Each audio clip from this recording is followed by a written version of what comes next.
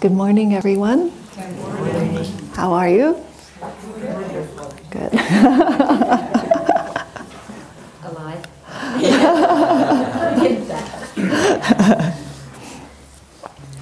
It's fantastic.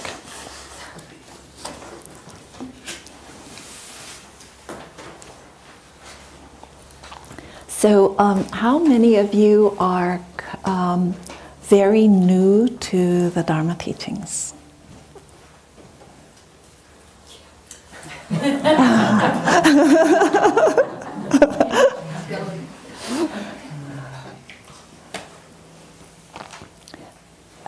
And how many of you know the story about the Buddha going to sit under the, or who doesn't know the story about the Buddha going to sit under the Bodhi tree on the night of his enlightenment? Everybody knows it?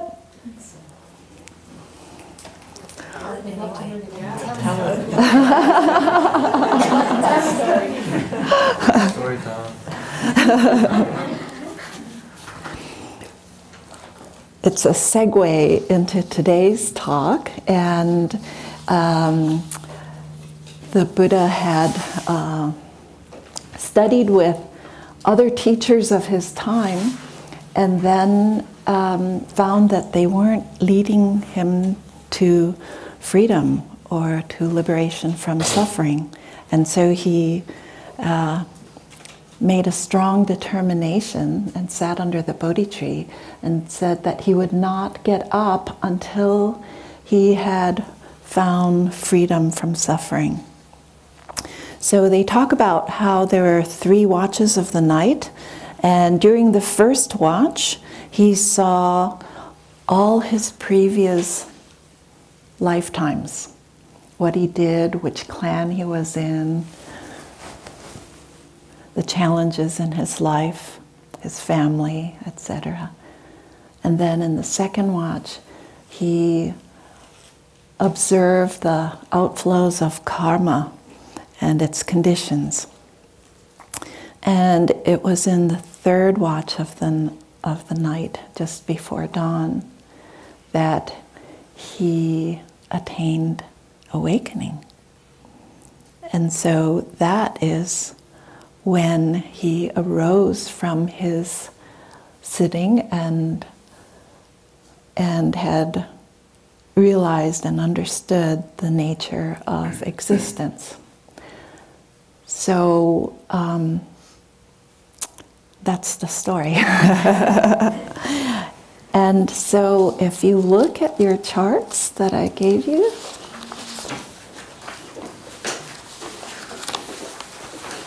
this one.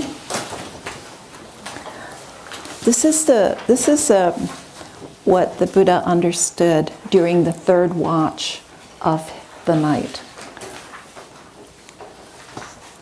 So this is actually a picture of suffering, and it's also a picture of liberation. So what we're looking at is how we're stuck and how we get off. And so if you want the keys to liberation, this is it. This is the Buddhist key to get out. So today what I thought we would do is really kind of go over that somewhat simply and quickly, and then also look on the other sheet, the 6 ways in which sentient beings are like a powerless bucket traveling in a well. And this is actually I didn't really know about this, but it's from Chandrakirti, and he mentions it in his in the introduction to the Madhyamaka Avatara, and then he also explains it a little bit more in his auto commentary. So, so I'd like you to really work with it as well as you can, and then towards the end, we're going to have you sharing it, what you learned. Okay, so So we'll start here. Let's see. Lama Tsongkhapa says, when the great meaning is seen, passing the time senselessly is a cause of sorrow. So what were you saying to me, Venerable Tarpa, on the way to Venerable Children's cabin? There's no time to waste in samsara. When death is contemplated, preparing to go to the next life is made. Okay? So even though we're working on it this weekend, to think that you can shelve it and then not think about it until it happens isn't very good preparation. So to be able to use this time as as just an enhancing of your understanding, so that you carry it with you every day, throughout your day. So even when you go on walks or when you're eating your meal, just really think about impermanence and death, because otherwise we become very comfortable in samsara. So he says, when actions and their effects are contemplated, sources of non-conscientiousness are turned away. While in this way,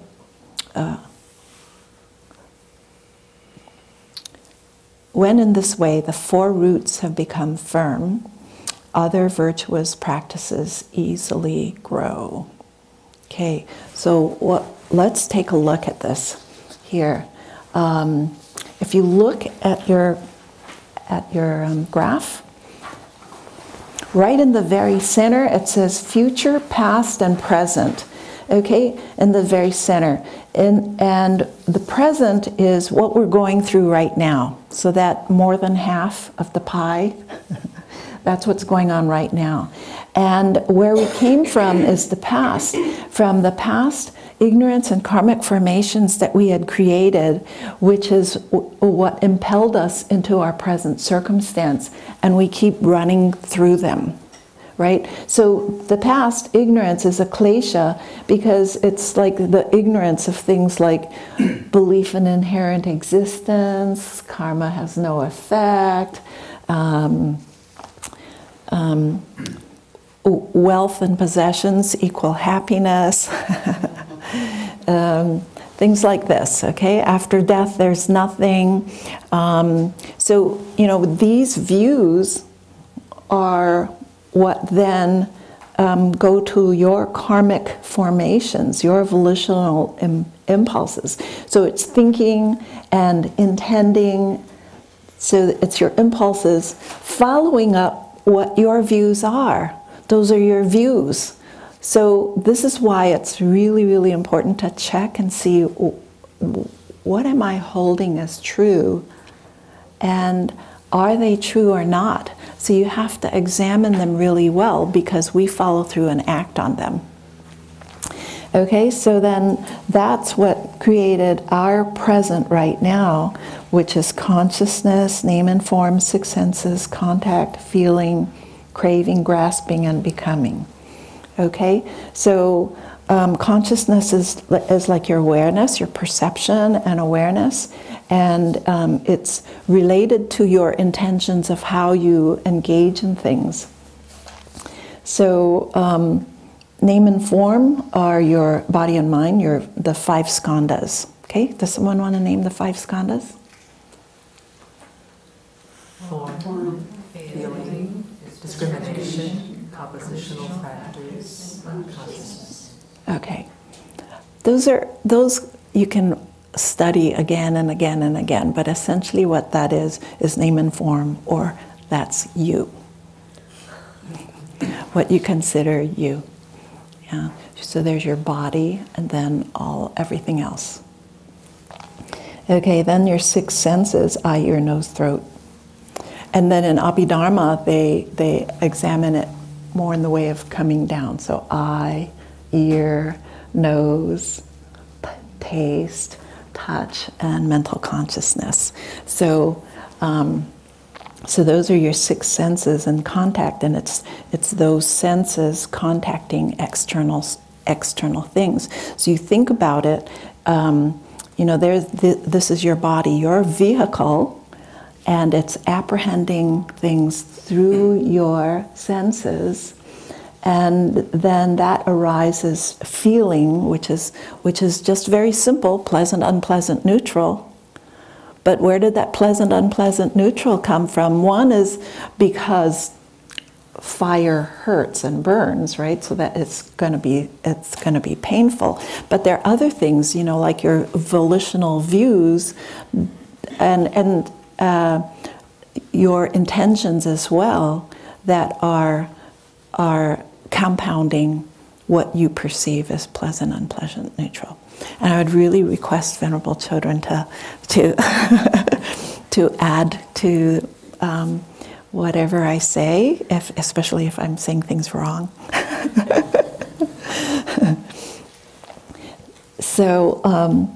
So then, because and out of the pleasant, unpleasant, indifferent feelings, then there comes craving, which is a desire for more pleasure, upset at things that are unpleasant, and aversion, and so you want to push them away. And then this kind of neutral or even confused state or indifference, which one interpretation says actually invokes complacency. So it's more pleasant because it's not pushing you to act in any particular way, and so you just become very complacent and settled in it. So there's the craving and the grasping, which is the intensification of the sense objects and views, driving you into becoming, which is the intention and deliberate action to produce and control things. Okay, so then one interpretation is saying that in accordance with grasping, it leads to more actions, positive, negative, and neutral. For example, like if you really have this view, I want to get out of samsara, I want to study well and meditate well so that I can free myself of suffering existence, then you want to engage in virtuous activities so that you can get out. And so this is kind of compelling you, driving you in a particular direction to lead and cultivate your life in a particular way, versus someone else who has a negative intention. Okay, so then this all drives into the future effects, or your future birth, aging, and death. Okay, you can say it's all happening in an instant. You can say it's happening over lifetimes. But generally, it's like the past conditions are generating the present situation, which is driving what we'll experience in the future. So here, let me say this. So because we're already in this birth now, because we were born, we will face death. And what this author is saying, his name is Payutto, Ajahn Payutto. And he says, therefore, in the life of an unenlightened being, old age and death inevitably bring with them sorrow, lamentation, pain, grief, despair, which all in all can be summed up as simply suffering. That we're all facing our own death. We'll all face this suffering. So he says, thus we have in the final words, in the principle of dependent origination, thus is the arising of this whole mass of suffering. Okay? But he says that this is also a picture of dependent arising or dependent origination. He says, but it doesn't stop there. Okay? Doesn't stop. Doesn't stop there. The last factor, aging and death, becomes a crucial link in the further continuation of the cycle. Specifically, sorrow, lamentation, and so on are manifestations of the outflows, and there are 4 of them, which is concern with the gratification of the desires of the 5 senses, attachment to views and beliefs, for example, that the body is the self, desire for various states of being and the aspiration to attain and maintain them, and ignorance of the way things are. In other words, we're just following through and doing as always. It's on and on. Okay, so aging and death cause the unenlightened being to feel deprived of that which is loved and cherished. So, changes in the body called aging and death cause disappointment and despair. Aging and death deprive the unenlightened being of cherished states of being. And the lack of understanding on the primary level of how aging and death should be related to is caused by our own ignorance of things. And it causes the unenlightened being to experience fear, melancholy, despair, and superstitious grasping. So, any questions to this point? Yeah. The word outflow, is that referring to the kind of like the sense of this dependent arising as like cause, effect, cause, effect, cause, effect? Each one of these leads to the other. Is that why they use the word outflow there, do you think? Yeah, I think here, And that's what you get? yeah, manifestations of outflows is, he says sorrow, lamentation, and all of these are manifestation of outflows, and there are 4 of them. And so each of those are what I just read. He said sorrow,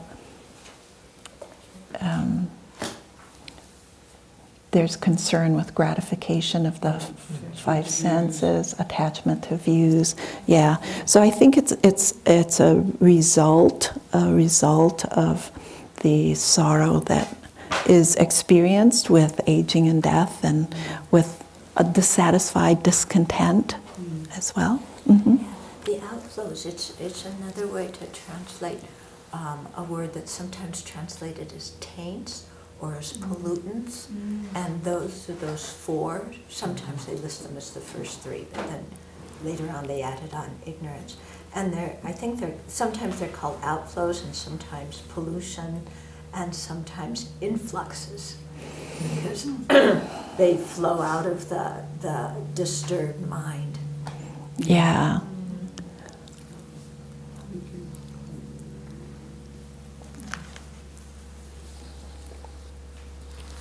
They flow out of the disturbed mind, and they're called influxes. Sometimes they're called influxes. I can't remember why they're called influxes.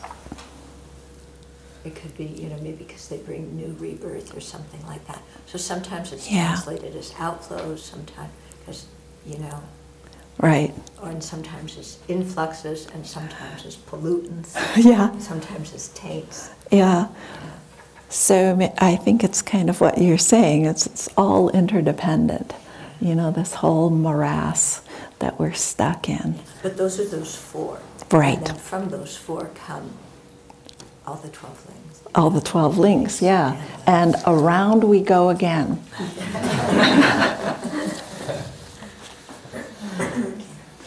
The cycle. Say the title of the book that you, or the author? This one, Payutto, P-A-Payutto. And yeah, P-A-Y-U-T-T-O.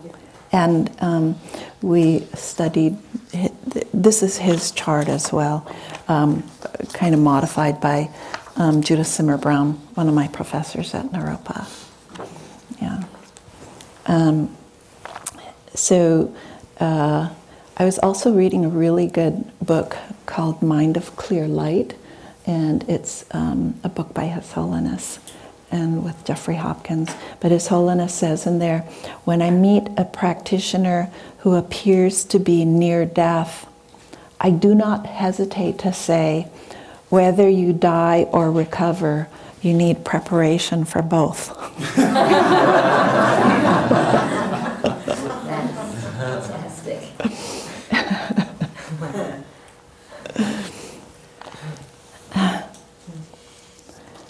So he says, since death involves the separating of our body and mind, you know, here when we look at name and form, the 5 aggregates, you know, what we're consisting of is our body, and then all the rest, form, feeling, perception, mental formations, and consciousness. So the rest, and so he says, since death involves the separation of the body and mind, it's important to realize the nature of the I set up in relation to the collection of our physical and mental aggregates. So when we're looking at our own death, you know, we're looking at how are we composed and what's happening at the time of death. You know, how do I hold this I? So he says the type of body that we possess is an impure entity. It's produced from the 4 elements of earth, water, fire, and wind, subject to pain, and is like an illusion. This body and mind is like an illusion, both in the sense of being here one moment and gone the next, and in the sense of appearing to exist inherently, but actually being empty of inherent existence. So, you know, if these terms and these ideas are things that you need familiarization with again and again, so that we can begin to understand it, and then it begins to cut through more on a deeper level. Yeah.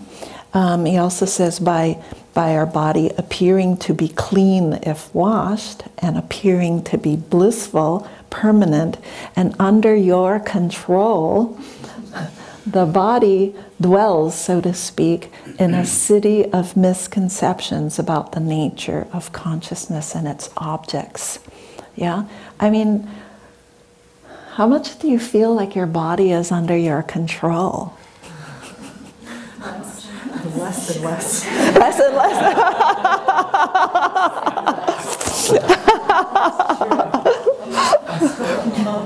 How do you feel as a young person? It's very control.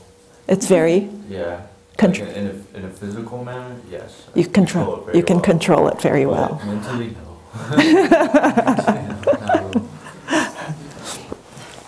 So when you say you feel like you can control it, you know, I mean, how do you feel you can control it? Because, you know, it's like some of us would rather be taller, shorter, thinner, fatter, more skilled, more faster, Well, stronger. a good way to explain it is like I've been skateboarding for 15 years, Uh-huh. so I really know how to move my body in a certain way to make the board do a certain trick. And if the board flips out underneath me, I know how to catch myself instantly without really thinking about it. So I can avoid pain in a lot of situations. But I don't know. I just feel like wanting to get taller or, you know, smaller or bigger. You just gotta accept it how it is.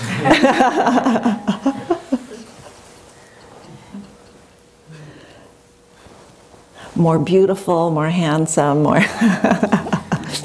that our hair would do something that it's not doing.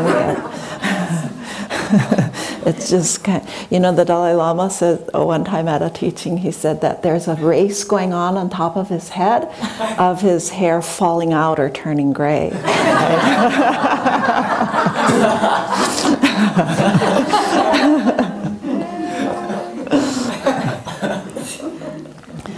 I wonder, you know, they say every 7 years we're completely changed, you know, anatomically, that all our cells, they kind of keep recreating and reproducing, and I'm thinking, well, why doesn't it get rid of this scar from my car accident? You know, why does it keep making new cells and making me older instead of staying the same, right?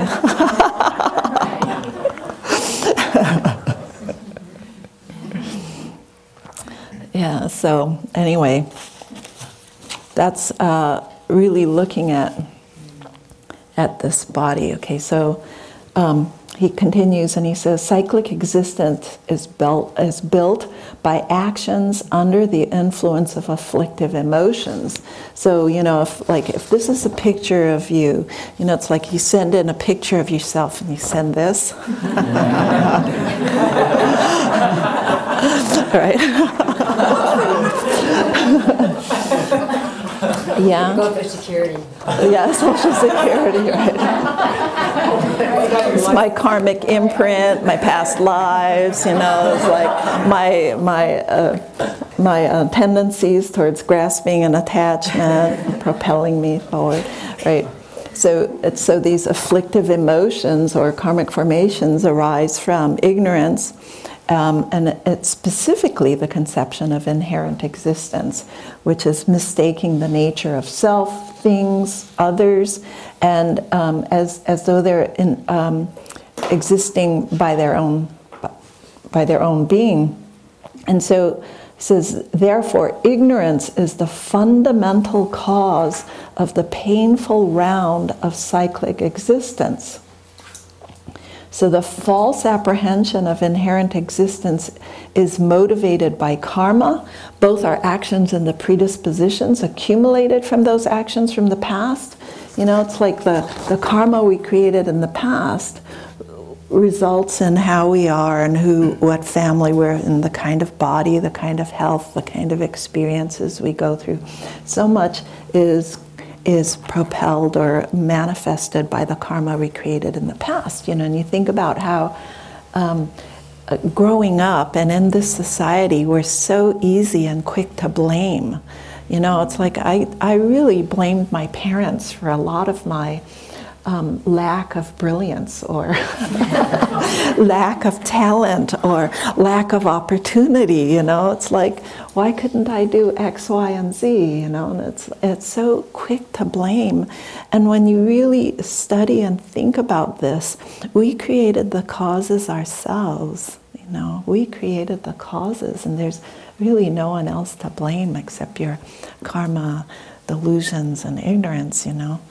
And so it just helps relieve our parents a little bit. So anyway, it says phenomena that arise due to this process of ignorance appearing to exist inherently, but don't. So cyclic existence is created by the misconception that subject and object, apprehender and apprehended, internal and external phenomena exist in and of themselves and under their own power. When you think about this, you know, we ourselves, our body, which we seem to experience or feel as solid, separate, independent, and permanent, is made of many, many different parts. And none of those parts are permanent. They're constantly in flux, you know. And so each one of us are like that. So when you think about how we form and derive such strong opinions and views about ourselves and about others, that we just solidly hold on to them as being like that when they don't exist like that at all. You know, one of my professors said, you know, when you like go out for a walk in the forest, you have one moment of direct experience, and then all the rest are like cardboard cutouts, because you've just kind of solidified them, you know. And we do that with people and our experiences as well. Like they're like that, you make an assumption about them, and that's the way they are. And you're not seeing them anymore because you're living in your assumption. So,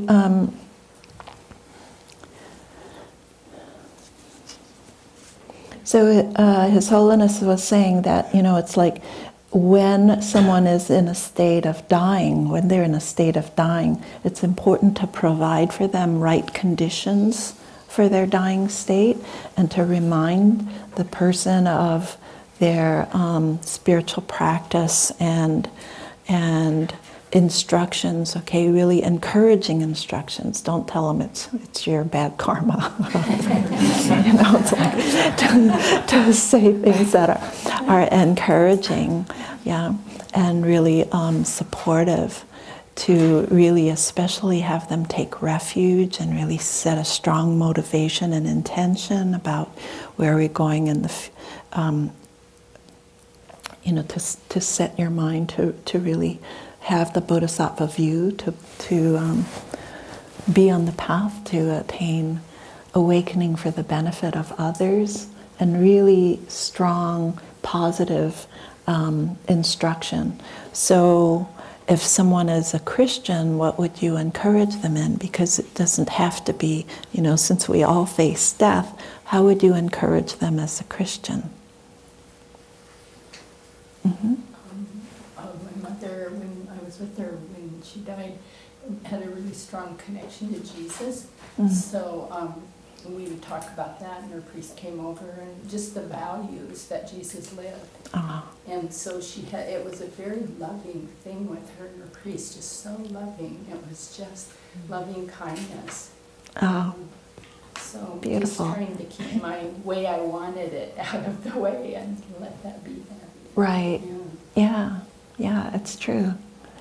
It's very helpful, to just be encouraging with others at this time.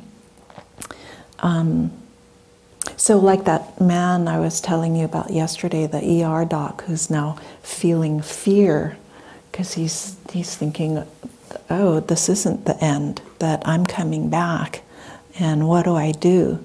And he's not frightened about dying, he's frightened about continuing. And when you look at this, that is kind of frightening. So I was saying, just really having him look at setting a good intention and what's your motivation and how do you want to live in the future? How do you want to continue? So next week when I'll go back, we'll continue our conversation. But when the actual process of death occurs, we pass through 8 different phases. And again, as I was saying yesterday, His Holiness was talking about how, when you'll actually begin to notice signs. He says for an ordinary being, you might notice signs, a year or 2 in advance even. But for a practitioner, you may notice more subtle signs that are telling you.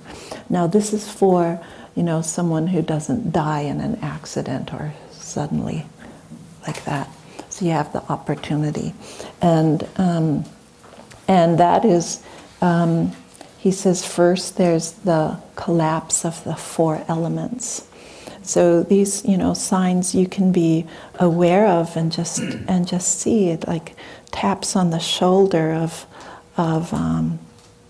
impending death to really encourage you and help you with the preparation. And so again, those 4 elements were earth, water, fire, and wind. What comprises our body. And Dr. Dundon, did you go to see him? Yeah. Dr. Dundon has written some books on medicine, and I think Ellen Wallace had translated or compiled one with him, helped him compile one. Anyway, he was talking about how, when you think of those elements, earth is heavy, having such gravity and weight and solidity, water being fluid and moving, fire being heat and energy and the way it moves, and wind being spacious and needing space to move. And he says, if that's what our bodies are composed of, they're all kind of operating against each other. And he said, when you think about it, good health is an accident, right? and it's quite remarkable that it functions so well for so many decades. When you think of it that way, it's quite astounding.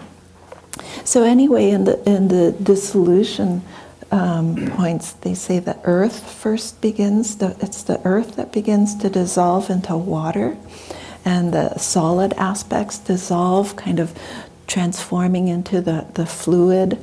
So like bones transforming more and dissolving more towards the power of blood and phlegm becoming more powerful than the support of the physical aspects of your body. So here the water element becomes more manifest. So your body becomes thinner, your limbs loosen. Maybe that's partly why we have so much breakage as well too. You lose your strength, your vitality, your luster diminishes. Your sight becomes unclear. It's harder to open and close your eyes. And then there's a sense of sinking into the earth. And His Holiness says, sometimes people say, hold me up, or they try to struggle to kind of get up. And I've seen this a lot with hospice patients too, just trying to rally and get up. And he says that it's important not to fight when this is in the actual stages of death, and to remain calm and really turn your mind towards virtuous attitudes. So he says what the appearances in your mind begin to seem like mirages. So especially for anybody can ask questions at any point. So just stop me if it seems. This is really complex because we're working with so many things here. And I don't know that I can answer you, but maybe Venerable can. And so the next part is that the water element begins to degenerate and dissolve into fire. So here it's warmth now that maintains the body, and the fire element serves more as the basis for the consciousness and holding up the consciousness. And he says here that there are no feelings of pleasure or pain or neutrality. And this is all associated with the senses and mental consciousness. So your mouth, tongue, and throat start to feel really dry to the loss of saliva, the water elements dissolving, and your fluids dry up, and it's harder to hear. It's like you realize your senses are really supported by your body and all these different elements operating. So in the mind, the appearances appear like puffs of smoke, or that it's just like a thin layer of smoke in a room. So it's appearances like that. So these are some signs, again, to help you be aware for yourself, or when you're caring for others, to observe different transitions that they're going through. So then fire degenerates and dissolves into wind element, and the currents of air or energy that direct the bodily functions, such as inhaling and exhaling, burping, spitting, speaking, swallowing, flexing, opening your mouth and eyes, your digestion, your urination and defecation, menstruation, ejaculation, they said all of these begin to dry up. And your warmth diminishes, and it's hard to digest food. And Thursday, when I went to see that one woman, you know, at one point months ago, she was crying to me because she had had a problem with weight all her life, and she said, if I had been more fit, I would have been able to enjoy my sons more. And she was crying kind of at the loss of that time because, you know, not only was she raising 3 boys, she was also taking care of her mom who had dementia and her father who was quite frail, you know, and the juggle of how busy our lives are. And now, you know, on Thursday, Meals on Wheels came and delivered some food, and her husband says, "Are you hungry?" She says, "No." She says, "That's not like how it used to be." And it's just so sweet, you know, of how we switch, and it's these signs for her, you know, she can't digest food anymore. And So these elements, I mean, when I imagine these, it always looks very literal and sequential, like one has to be totally complete before the next one. But in the process of dying, all of these start to get a little shaky. So not being able to eat, if I follow my thinking, all the 5 senses would have been deteriorated. There's no pain or pleasure, the mouth is dry. So they're all kind of deteriorating subtly, simultaneously, and then it starts to become more pronounced. I was really thinking about that this morning too, but His Holiness says it differs and it fluctuates, and so there may be different things that are going on. And I think also as I watch the hospice patients, especially those that I work with for months and months, you know, that they kind of also fluctuate and rally, and they're kind of better again, and then it's kind of a slow decline, and they're doing this, kind of like our economy, you know. So the elements, so I've been thinking of them not correctly. I was thinking of them very sequentially and kind of on these layers, rather than more subtle, when the gross consciousness is still engaged somewhat, and the body's doing these fluctuations. Yeah. The dissolutions of the elements. Well, watching the patients too, I'm really feeling like different things are going on, and it's not just this happens, and when that's done, then you move to this. Yeah. But I don't know, do you get that sense too? Everybody's different. Yeah, everybody's different too. Yeah, they go through all the same things, but some you can see really apparent, some things, some people get really dry, some people get really moist for a while, and then you don't see the dryness much, and then, you know, die. So what you can see on the outside and what's going on the inside too. Exactly, yeah, Different, right. but yeah. And then their different ailments too, I'm sure affects that, and their strength, like maybe certain organs are more powerful than others, certain ones have been compromised. Yeah. So classically they say, you know, as the heat in the body, if you notice the heat disappearing from your feet and starting to rise up to the top part of your body, then you'll have a virtuous birth, and then the opposite, you know, going down is maybe not so good. But I don't know, that to me seems kind of harsh. But, you know, it's like, we'll have to see for ourselves, won't we?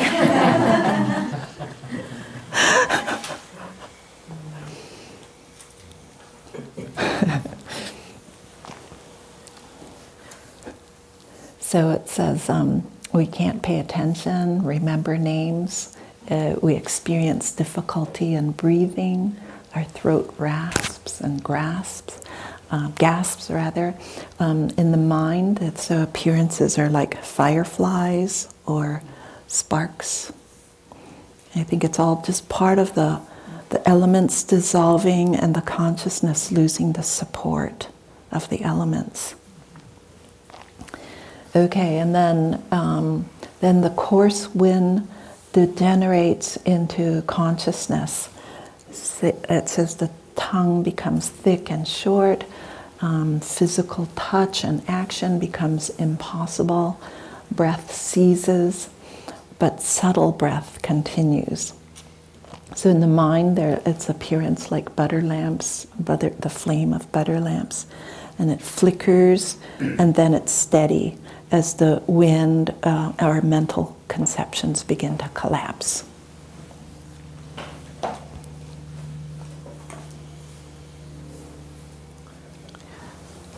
Okay, so he says ordinary beings under the influence of birth and death have a predisposition established over lifetimes of good and bad actions not yet manifest. So every moment we engage in actions motivated by ignorance contributes to further go-rounds.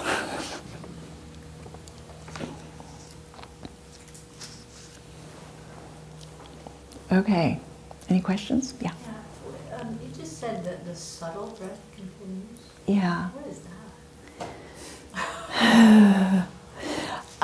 I think it's more the subtle winds, because this was more the gross elements, and then it goes more into the subtle elements, subtle.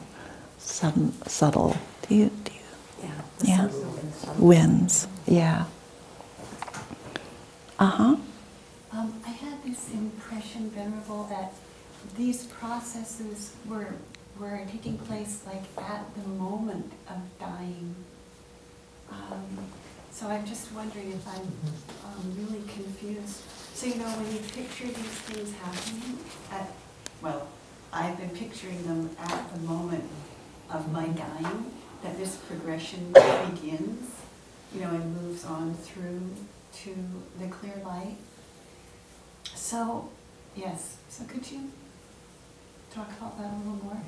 I think that there are stages, and as His Holiness was saying, you can tell different signs are starting to come even years in advance.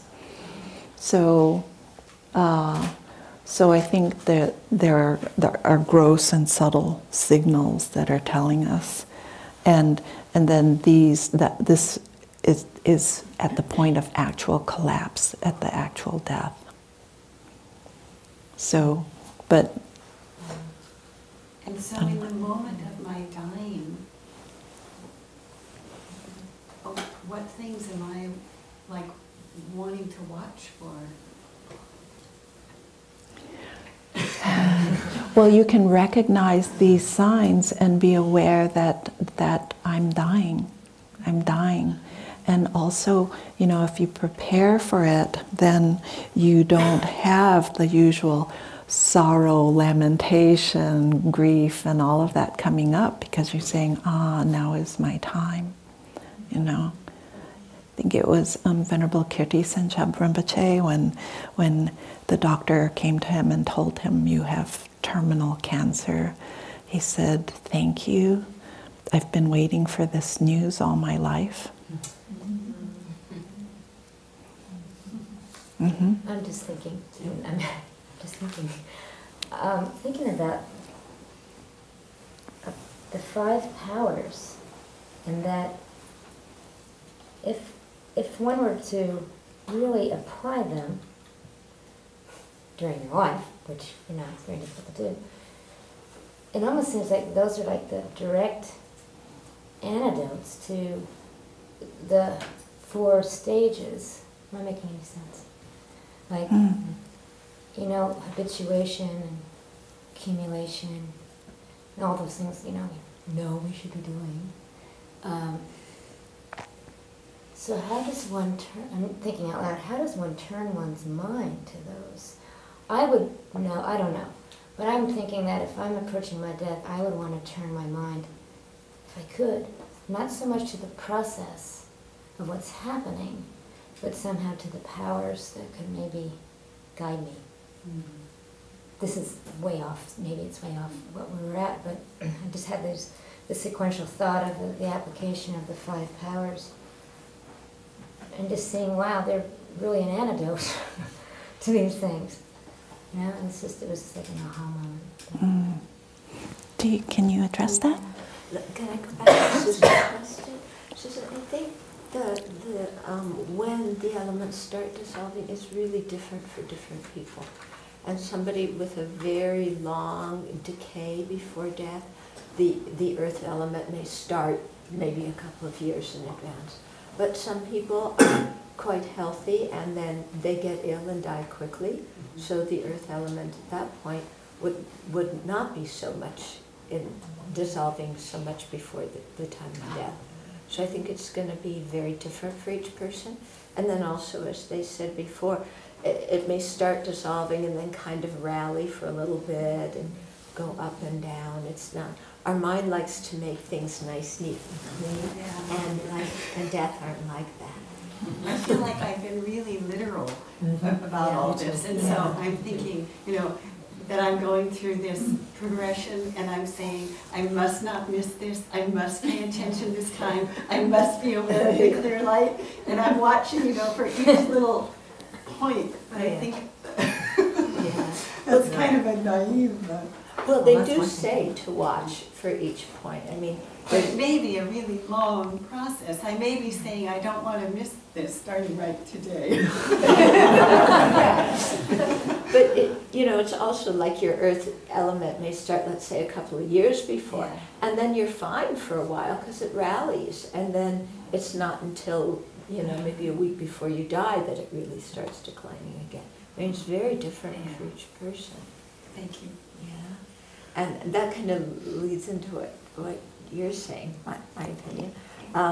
In terms of the 5 powers, they're definitely the antidote, and that's why the whole thing of being aware of death makes us want to practice during life to prepare for death.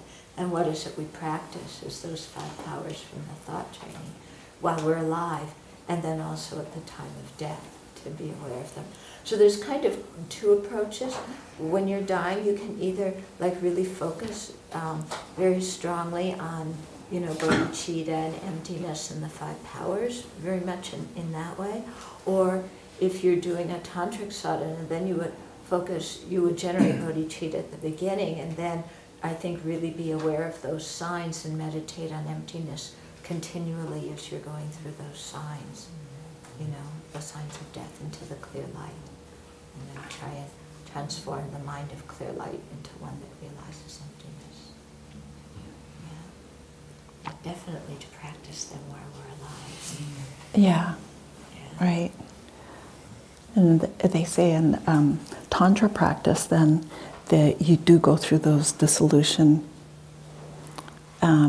meditations so that you're really preparing and doing that through concentration and meditation. Like His Holiness says, he goes through the death process 8 times every day, in preparation. I was just going to say that the power of the mind is so overwhelming sometimes.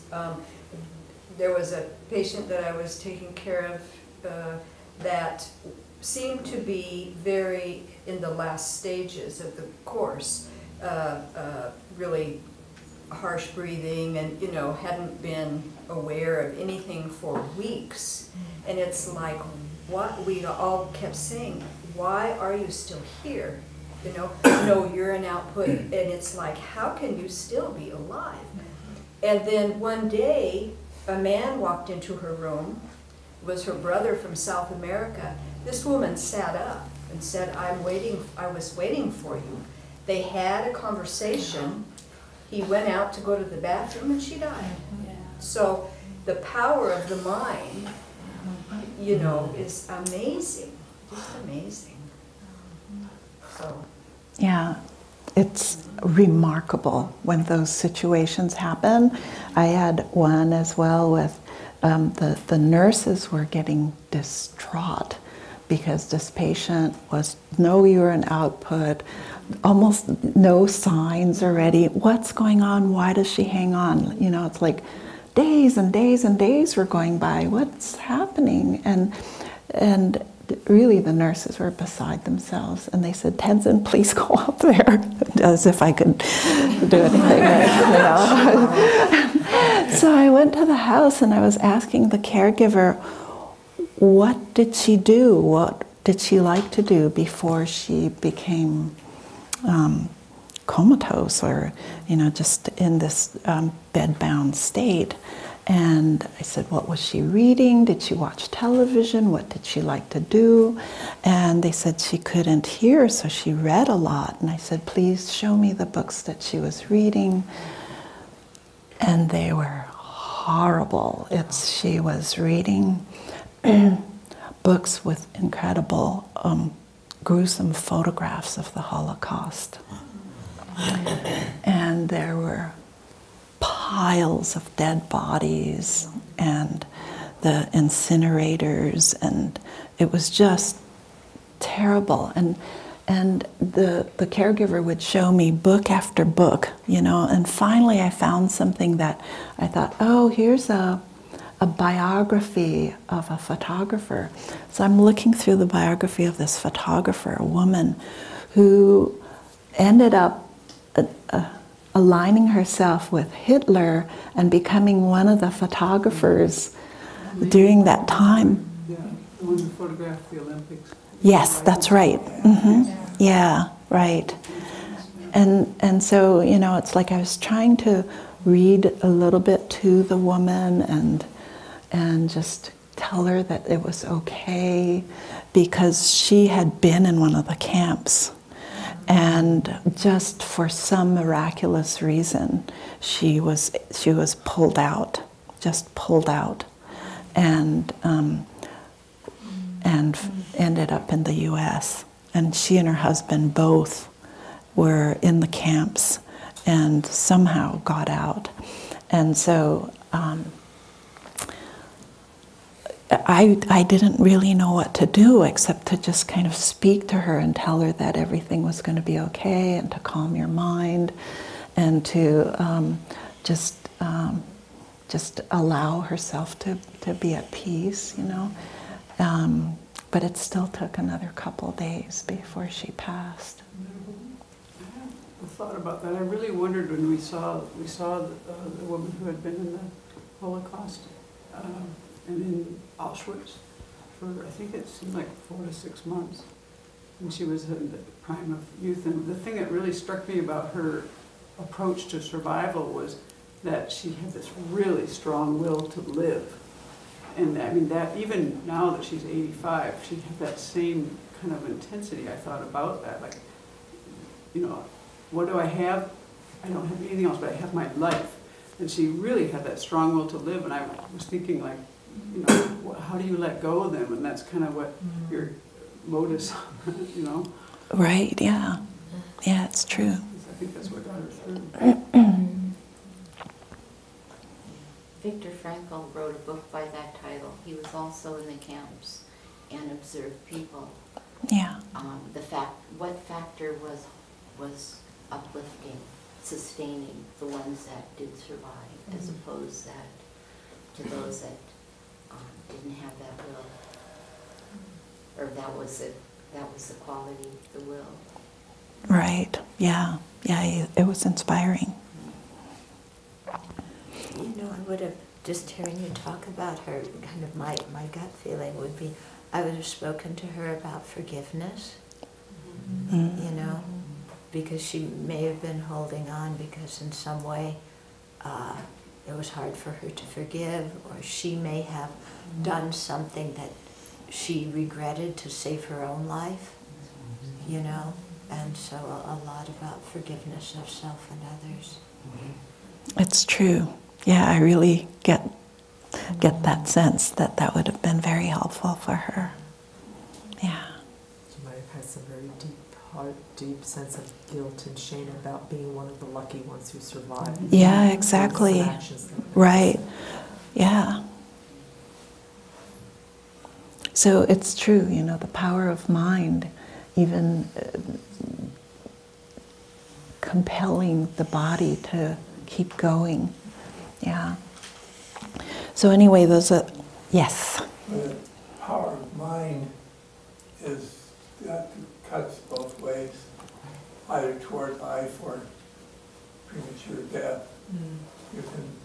You can kill yourself by mentally destroying yourself, or you can will yourself to live many years longer. So the power of mind is incredible. Yes, it's absolutely true, and that's where on our picture of ourselves, under here, again, really checking our views, you know, our views, because that is what's driving us. So that raises the question, we say that we're saying the power of mind, the power of our mind, that we have some kind of control, and yet it's all happening due to causes and conditions. So our time of death is already predetermined by our karma. Please correct me. It's not predetermined, okay. Okay, so, and I didn't think so, but I thought I heard that earlier. No, So it's not. It's causes and No. conditions that we die based on our. the We causes and conditions. die because we were born.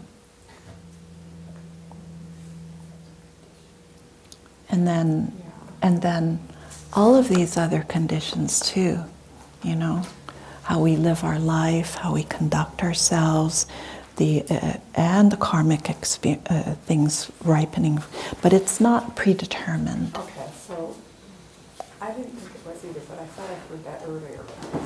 And I'm just, I guess I'm not able to explain it.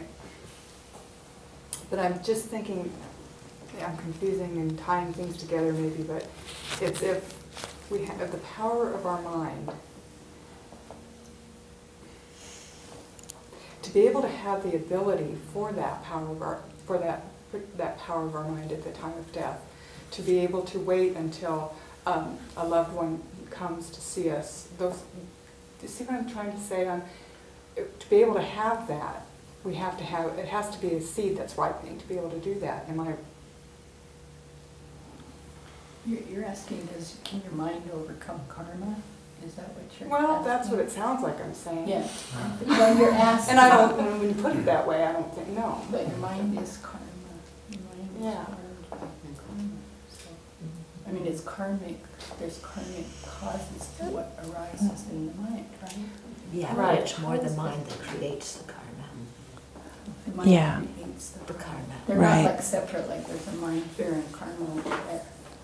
Right, that's true. Yeah, Okay. that's true, yeah. Yeah. So that's, I'm actually creating duality there, Yeah. it's over here. That's what it sounds like. Like there's a mind here and karma here, and can the mind do things to karma or do things despite karma? Like your karma's to die, but your mind is so strong you stay alive till your brother comes. Yeah. Yeah, I mean, but that's what that- that's where I'm getting yeah. hung up. It's how does that happen? Because my understanding is that it happens due to our karma. But there's a lot of multiple seeds ripening simultaneously all at the same time. It's Right. not one seed here and then And- the next seed Yeah. here. They're And like- such a powerful intention to see your brother. Incredible intention there. But, you know, on one hand, maybe the power of the mind could keep the body alive, but sometimes the power of the body wins. Yes. And the mind wants to stay alive, Yeah. and the body says, ciao, bye-bye. Yeah. There was one woman who came to class the other day, and she said, I keep alive because I keep putting goals out there. And if I keep doing my goals, I don't die. And I wanted to tell her she's going to die anyway, but...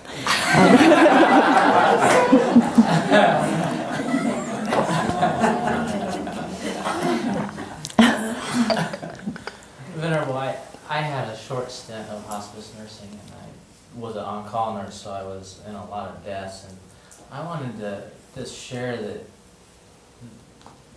kind of some of these long, lingering deaths, the patient had strong emotion, kind of powering the mind. And the bad ones that were, you know, what I call bad death, fear was a major emotion, and they hang on for a long time. But then there was things like, you know, waiting to see a loved one, and then they'd wake up, say goodbye, and then die. So there's emotion behind the will to stay. If you're thinking about extending that period, I'm not sure that it's real beneficial to extend if it's based on fear. So Right. you want to come to acceptance. Well, sometimes it's not volitional, that, you know, the fear and the emotions are so overpowering that that's just driving them. So anyway, so those were the 4 more gross signs of dissolution, and then the more subtle ones were the final 4 phases of death, which are more internal: the white appearance, and then the red appearance, the black appearance, and then clear light. So those you'll learn more as you study further.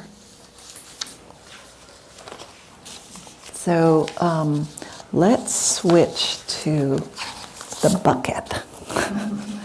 And what I'd like you to really look at as we do this is, so you imagine this and 6 ways in which sentient beings are like a powerless bucket traveling in a well. So you have the image. Now we're building this, okay? So there's a well, and there are, in Buddhism, what are called the 6 realms of existence. Okay, so death comes, and where do we end up? Yeah? Some people think we're always going up. That's another view in here. Again, checking your views. So let's read together the first feature. Just as a bucket is bound to the windlass by rope, so living beings are bound to samsara by delusions and karma. Okay, so you look at it, that's these 2. Sentient beings are bound by delusions and karma. So the windlass is the crank, you know, the crank of the rope. Okay. So this is the well, and then these are the 12 links. Okay, let's read the second one. Just as a windlass is forced to rotate by its operator, so living beings are forced to wander in samsara by their unpeaceful and minds. So,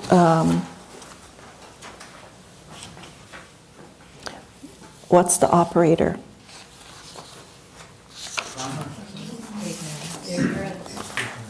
It's consciousness, which is ignorant. Okay. Now, in the first one, the auto-commentary from Chandrakirti himself, he says, for the first feature, Chandrakirti says, because worldly ones strongly adhere to I and mine, they are very tightly bound by the rope of actions and delusions. And in his auto-commentary for the second feature, which is really the third link, consciousness, he says, when you engage, relying upon the movement of the operator of the mechanism, which is the consciousness. Okay, so that's the third link. Okay, so let's read the next one. Third feature. Just as one turn of a windlass is immediately followed by another, so rebirth in samsara is immediately followed by another, ceaselessly from the peak of samsara down to the hells. Okay, so Chandrakirti says in his auto commentary, you wander about the great well of samsara, from the peak of existence to the depths of the most torturous hell, Avicii hell, ceaselessly. Ceaselessly until we get out. Okay, so here, does someone want to share what the 6 realms are from the peak of existence to the most torturous hell? Belt them out. Gods, demigods, human beings, animals, hungry ghosts, and hell beings. Okay. Yeah. Okay. So one interpretation is that those are actual places. Another interpretation is that we can experience those in ourselves on a day-to-day basis. And another is those are all, you can experience them in the human being's realm itself. You know, it's like the gods. You can think of beings who are, who have everything, who are gorgeous, who have all the, everything available and accessible to them. Michael Jordan. Yeah, yeah. You know, and they say that in this kind of mental state, because you've got everything, you can ignore, you know, it's like ignoring is one of the qualities in the God realm, because you got it all. Yeah. Everything is at your feet. The demigod realm is this jealous God realm where you have a lot, but you can see what the gods have. And so this constant gnawing of dissatisfaction, and that's what's driving you a lot, this sense of not enough. You know, they say that there's a tree that grows in the demigod realm, and it fruits in the God realm. So the gods enjoy the fruit, but the tree is rooted in the demigod realm, you know. So you can see that. And the fruits are accessible, but not to them, you know. So you can see how that just kind of squeezes your satisfaction a little bit. How about politicians? Yeah. You kind of look at the kind of a stereotype that just pops up about how we can see these views. Okay, human realm. You know, we have all the conditions. We have birth, aging, sickness, and death, just like all of them. But you know, in the human realm, they say it's the precious human life that we have. Of all realms, this is the most excellent, the best. You know, but here still we experience, you know, striving for things and not attaining it. Striving for things, attaining it, and then not wanting it. Striving for things, attaining it, and then it gets ripped away from us. Finally in death, you know, and all the grief that is attendant with our human lives, which we know so well. You know? And then the animal realm, having maybe more, another term they call a lot of creatures are smell eaters. Smell eaters, just kind of really driven by their sense faculties a lot more. You know, it's like there are many eagles, cats, so many critters have actual faculties that are much more powerful than human beings, you know, but their mental faculty is not as capable or to really discriminate and understand the consequences of our actions, etc. You know, so really looking at the nature of the animal realm.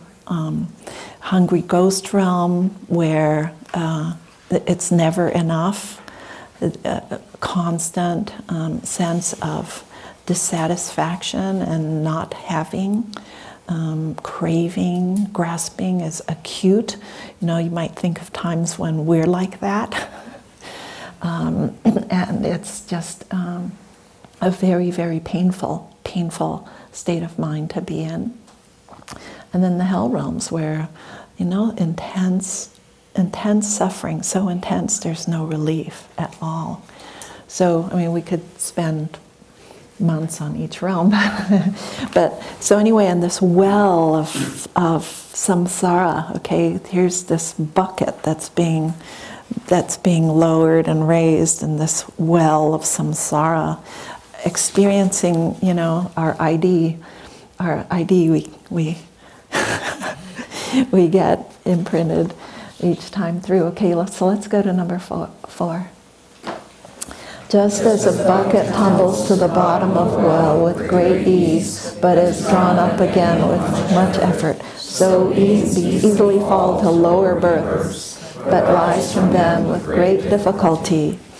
So the auto commentary says, by their own nature, engaging to migrate downward, but are to be drawn up with how much effort? So you think, you know, in realms where we're constantly beating, killing, stealing, etc., you know, the karma, the heaviness of the karma that we create, it's a very heavy karma. When you think of that bearing on our mind constantly, you know, the heaviness on our mental state of having that. You know, like the young girl yesterday, just out of her own grief, yelling to her mother, I hate you, I wish you were dead, I wish you'd die tonight. You know, it's like said out of a moment of anger, but something that she had, the heaviness of it, you know, for her whole life, just from her mother coincidentally dying that night. No?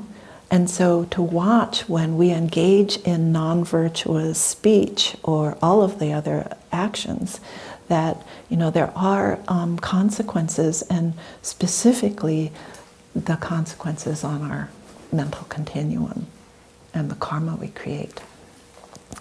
And there's a Tibetan game called the Rebirth Game. Has anybody played it? The Rebirth Game? You have? Have you played that? You have it in the library. You have it? Yeah.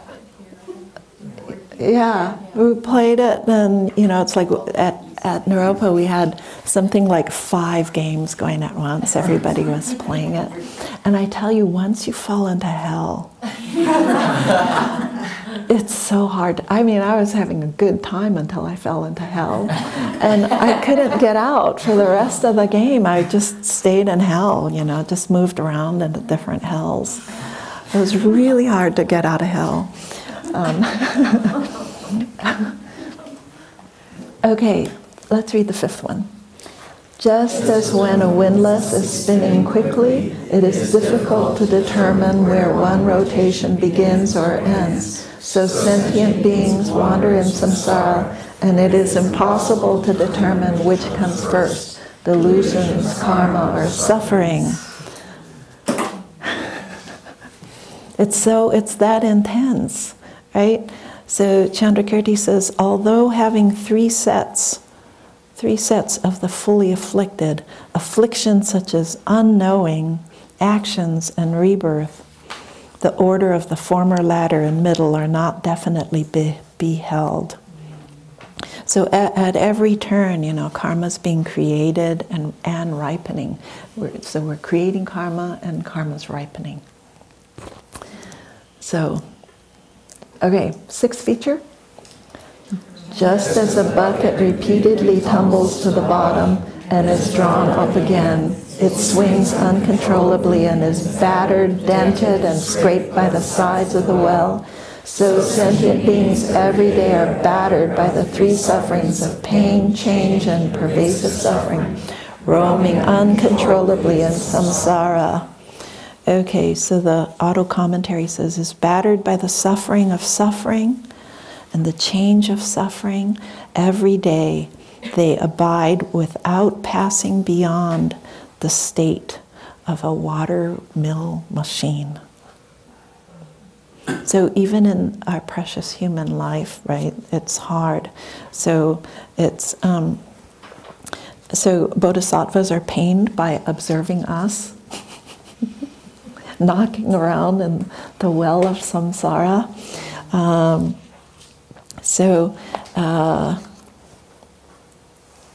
Okay, I wanted to just read something from Daniel Closart. He says, through attachment and grasping, the unenlightened being charges up karmic potentials deposited in our consciousness. Attachment, grasping, etc., occurring at the time of death. For instance, fear or anxiety about dying, confidence in our practice, our guru, etc., enable potentials to ripen during the death process. In the death process, bardo and rebirth simply follow. Death is the cause of our mind leaving the existing aggregates and taking rebirth with another set of aggregates, thereby continuing samsaric existence. There's no break. So, the mental continuum doesn't stop or end, but the aggregates dissolve and our mental continuum goes on. So death doesn't cause the non-severance, right? Ignorance does. So this is why I was saying when we started yesterday, death is not the culprit, it's ignorance. And looking at what's driving our suffering and our continued existence in samsara.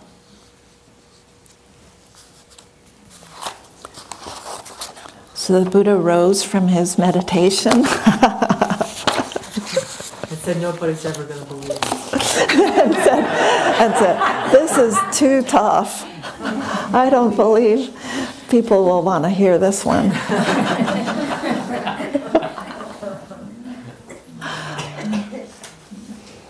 Okay, so we're going to have to stop. We can continue it later on, but look at where you can get off. Okay, this is your own picture. So look at where you can get off.